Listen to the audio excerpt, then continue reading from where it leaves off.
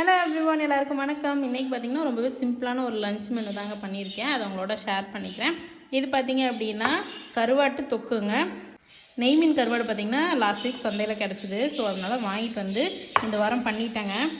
இன்றைக்கி பார்த்திங்க அப்படின்னா இது வந்து வெங்காயம் தக்காளி போட்டு நல்லா வந்து குழம்பு மாதிரி வைக்கல, நல்லா தொக்கு மாதிரி வச்சுருக்கேன்.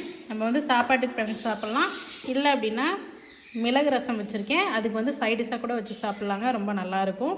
ஸோ வந்து நெய் மீன் கருவாட்டு வறுவல், அதுக்கப்புறம் வந்து மிளகு ரசம், அதுக்கப்புறம் ஆஸ் யூஷுவல் ஒயிட் ரைஸு. இந்த காரத்தை வந்து பேலன்ஸ் பண்ணுறதுக்கு மிளகு ரசமும் காரமாக வச்சுருக்கேன், தொக்கும் கொஞ்சம் ஸ்பைஸியாக தான் வச்சுருக்கேங்க.